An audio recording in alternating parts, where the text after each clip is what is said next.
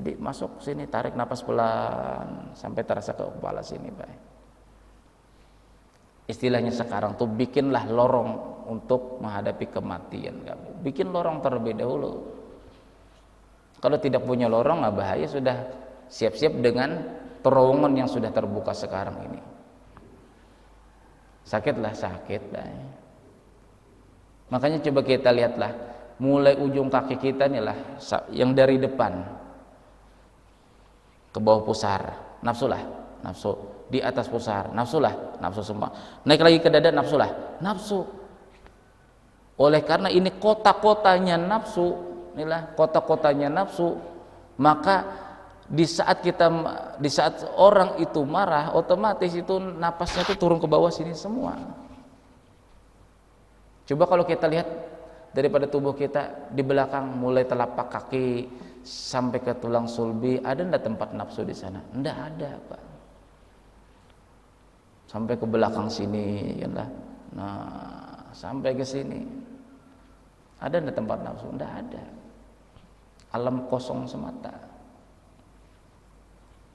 Maaflah, agak bukan meninggi ini ilmunya, enggak. Artinya perlu kita cari lagi ilmu yang seperti ini, yang supaya kita itu kembali bukan daripada jalan terowongan hawa nafsu. Ya, kalau orang marah itu kan, nah, kemana napasnya tadi? Dari mulut. Coba kalau orang tenang, bawa tenang, bawa tenang. Nah, tenang.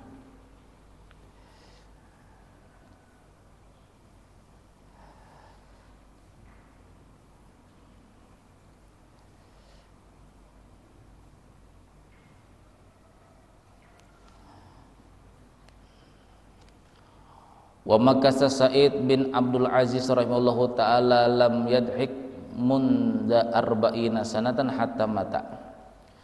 Adalah Sa'id bin Abdul Aziz rahimahullahu ta'ala, lam yadhik, beliau tidak pernah tertawa, munda arba'ina sanatan, selama 40 tahun. Hatta mata, sampai beliau meninggal dunia, tidak pernah tertawa.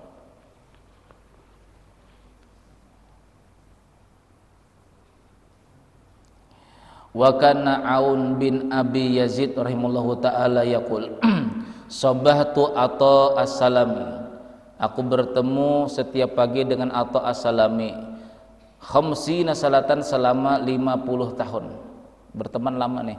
Fama ra'aituhu dhahikan qattu, tidak pernah aku tuh melihat beliau selama 50 tahun itu dhahikan qattu, tidak pernah tertawa sekali jua pun.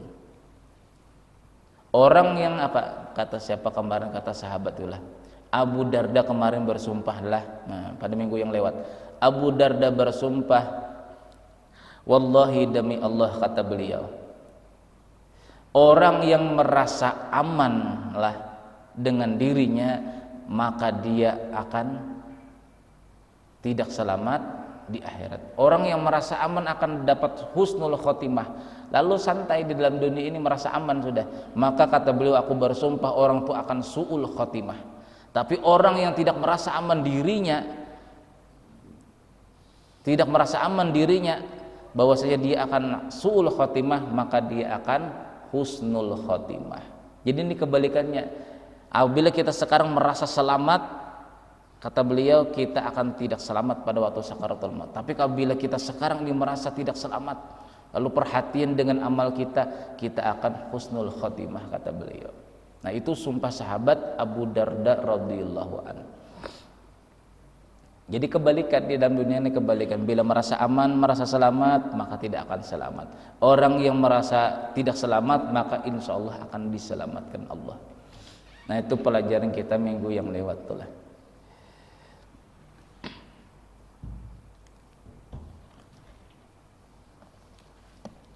Allah.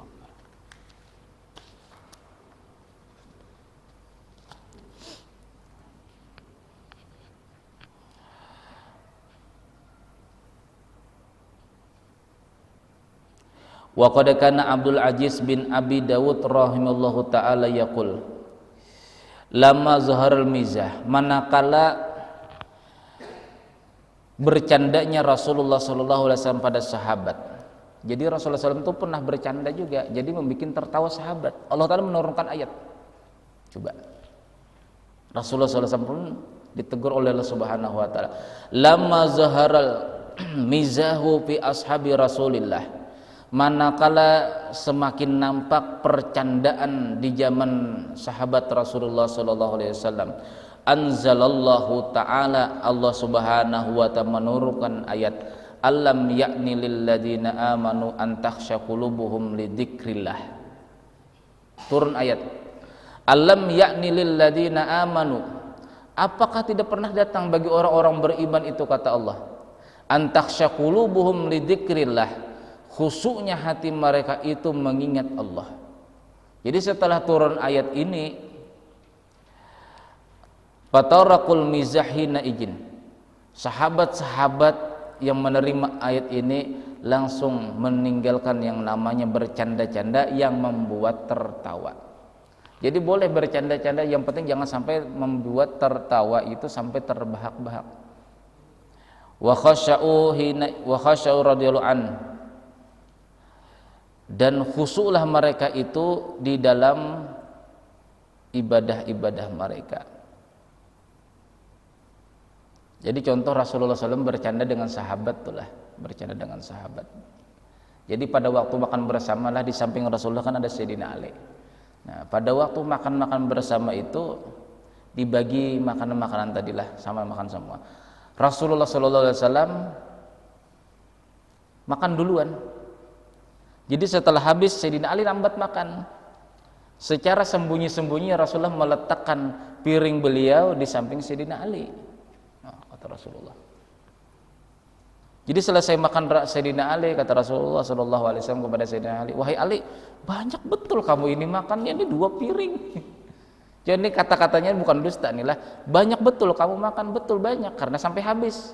Yang kedua, 2 piring, ini betul 2 piring. Artinya bukan Sayyidina Ali itu makan 2 piring. Ini ada komanya.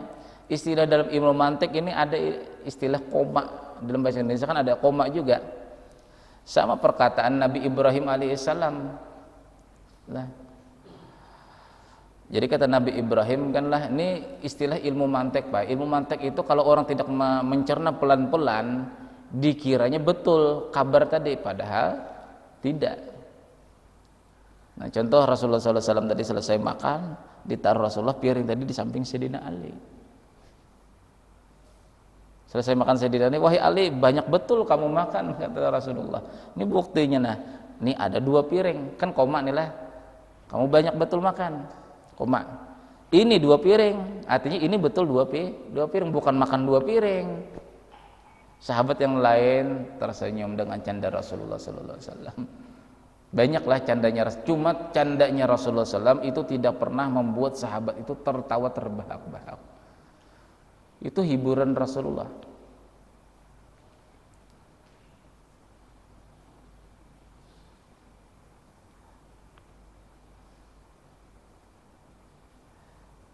Cuma ini pun sahabat karena banyak bercanda-bercanda, ini pun terlalu banyak pula, maka turunlah ayat tadi.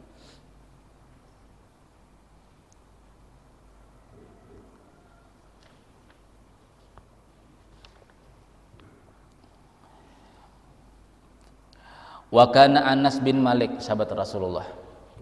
Wa kana Anas bin Malik radhiyallahu anhu yaqul, beliau mengatakan, ma'akulli dihaqin fi majlisin syaitonun. Setiap satu kali, kata beliau, setiap satu kali tertawa itu akan datang syaitan di dalam majelis tersebut. 2 kali kita tertawa di majelis atau di masjid seperti inilah sampai terbahak-bahak, 1 setan datang.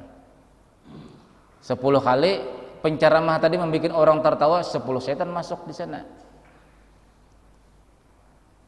Ini bahayanya. Cuma kalau tertawa yang biasa adalah tidak sampai ke perut sampai sakit, itu tidak apa-apa, menghibur umat Nabi Muhammad SAW. Karena kita ada juga anjuran untuk menghibur umat Rasulullah, inilah ada anjurannya. Cuma apabila terlalu lagi, salah lagi.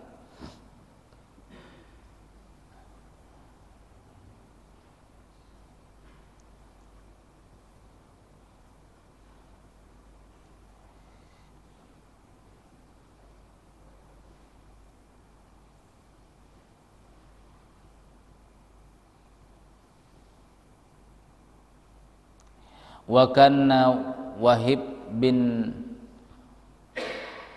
Warad yaqulu ad-dahikul ladzi la asrafa fihi huwa alladzi yadhhuru bihi sinnu wa la yasma'u lahu sautun wal libasul ladzi la asrafa fihi huwa ma wara'al aurati wa waqa'a minal hurri wal baradi wa ta'ami alladzi la asrafa fihi huwa ma saddal ju'i.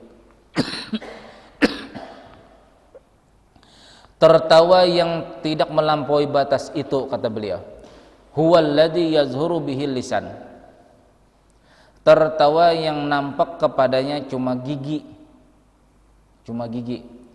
wala yusma'u lahu sautun, tetapinya tidak didengar daripada orang yang tertawa tadi bunyinya.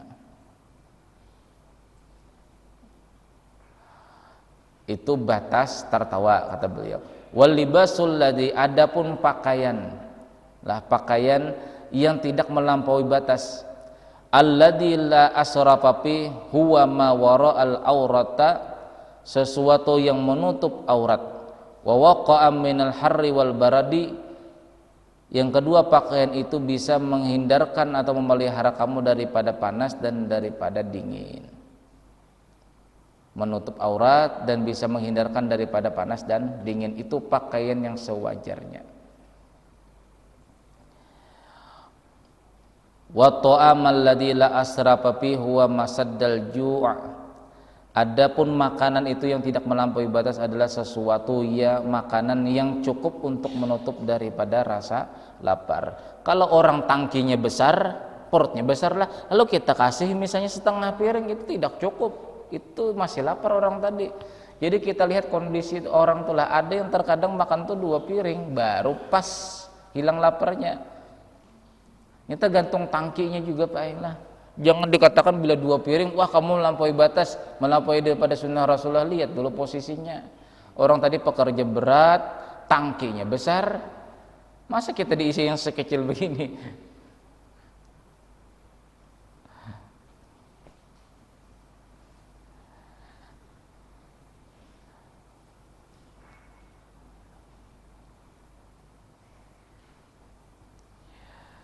Wa kana Sabit al-Banani rahimallahu taala yaqul. Nah, ini ulama salaf juga. Ma dhahika mu'minun qattu illa wa huwa fi ghaflatin anil mauti. Tiadalah seseorang beriman itu tertawa terkecuali dia itu lalai daripada mengingat mati.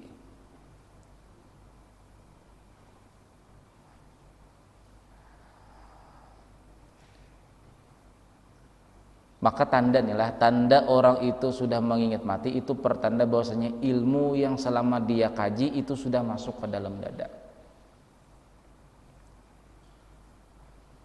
Ilmu itu, kata Rasulullah, ma'alamatu dzalika, wahai Rasulullah, idza dakhala ilmu, apabila masuk ilmu, kata Rasulullah, impasaha, terbuka dadanya.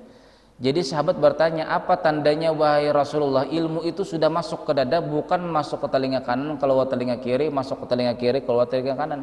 Tandanya yang pertama, kata Rasulullah, isti'dad lil mauti, orang itu mempersiapkan kematiannya. Itu ya. Ini kita misalnya adalah banyak majelis yang kita datangi, inilah majelis di sini. Tanda ilmu itu sudah masuk ke dalam dada, kata Rasulullah, impasaha, terbuka lapang dadanya. Wahal min dzalika alamatun ya Rasulullah, apakah ada tandanya wahai Rasulullah orang itu sudah masuk ilmu itu ke dalam dada?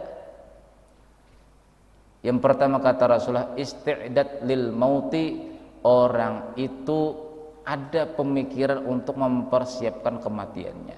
Nah, di situ kita mengetahui, aku di majelis ini pulang ke rumah tidak ada pikiran bertasbih, tidak ada pikiran untuk beristighfar. Di majelis ini sama, di masjid ini sama. Ada majelis satu yang santai-santai aja majelisnya. Tapi bila setelah keluar daripada majelis tersebut, kita pikiran akhirat itu ada. Nah, berarti masuknya ilmu kita tuh di majelis yang terakhir ini, itu yang sering kita datangi.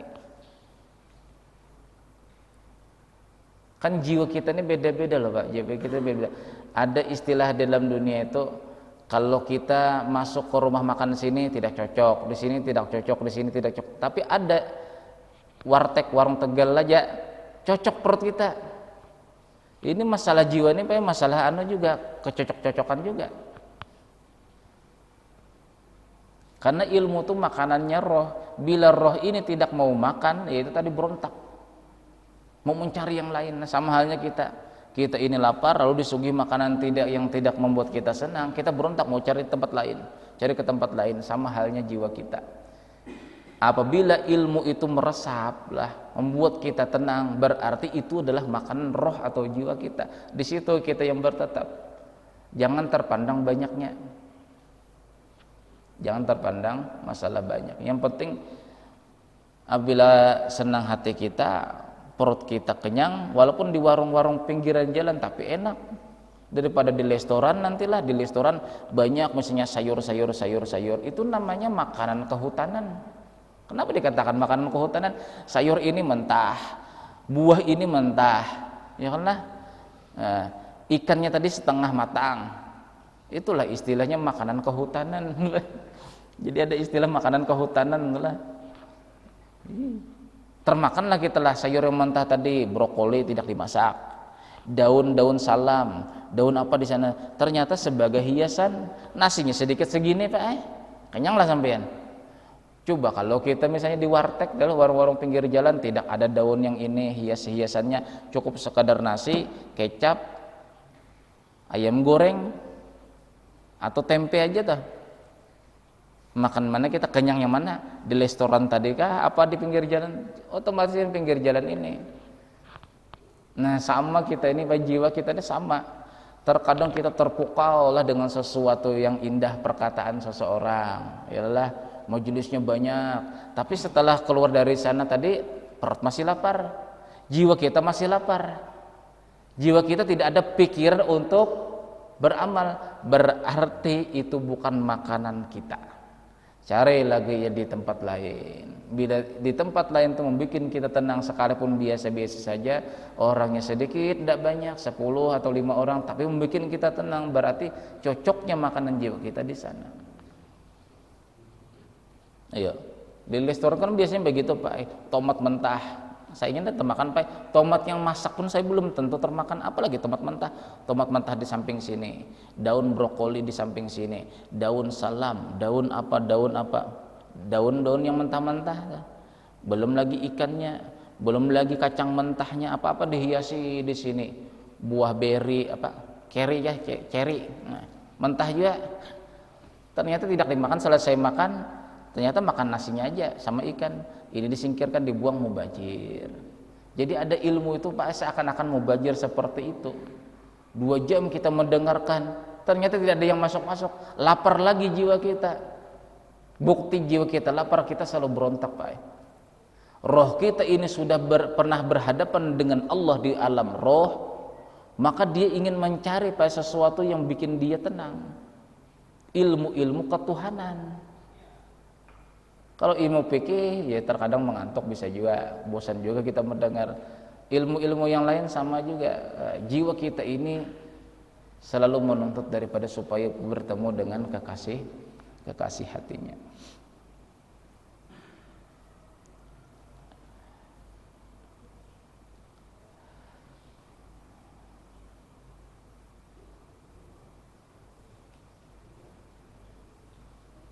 Jadi kata Anas bin Malik tadi, ini sahabat Rasulullah yang panjang umur beliau lah, karena pernah didatangi oleh Rasulullah SAW.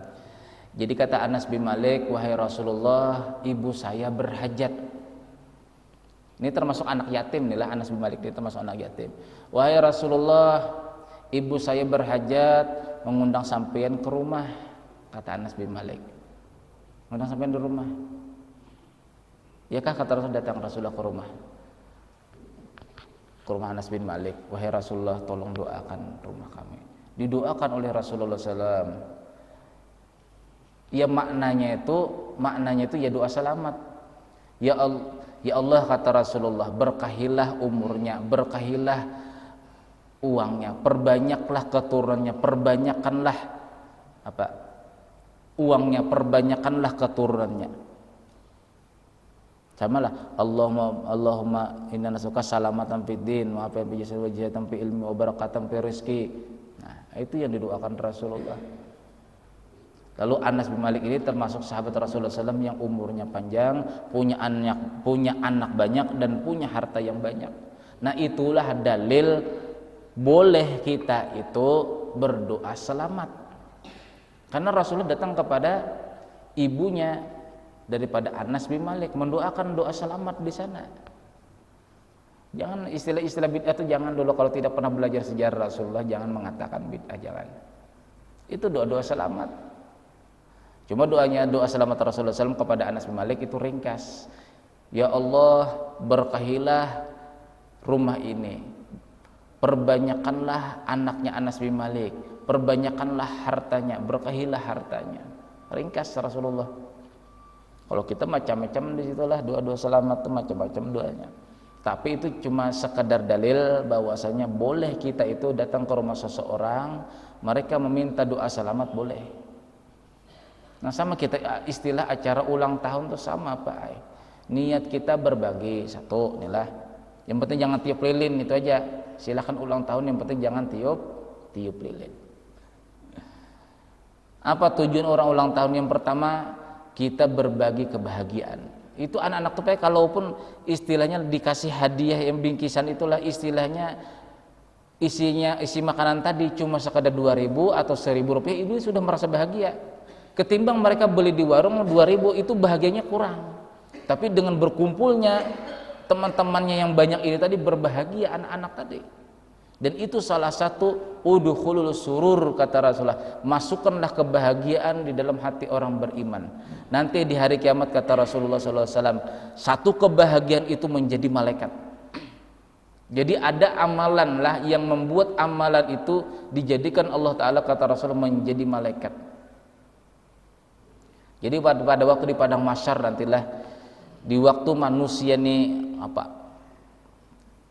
merasakan huru hara hari kiamat, memikirkan hisabnya, memikirkan dosa-dosanya, ada nanti seorang malaikat Pak yang memegang tangan kita. Man anta? Jadi kita bertanya, siapa kamu?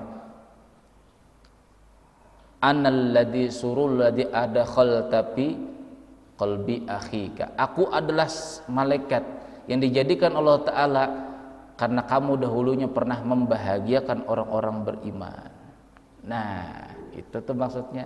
Jadi berdoa selamat di sana adalah, nah beda ulang tahun orang-orang yang di lain inilah ulang tahunnya tiup lilin, happy birthday, tuyul ya anaknya jadi tuyul. Di warung bayar 2.000, ngambil barangnya harga 3.000, yang jadi tuyul, anaknya didoakan tuyul.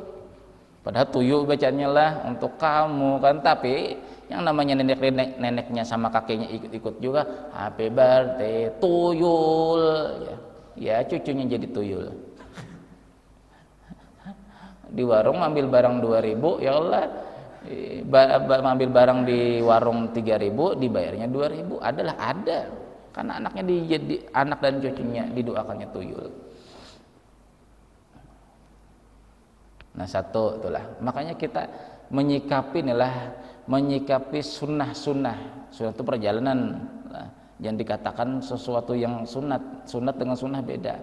Sunnah itu artinya perjalanan akhir zaman. Inilah hati-hati kalau kita tidak paham dalil-dalil, ya itu kita banyak mengkafirkan orang.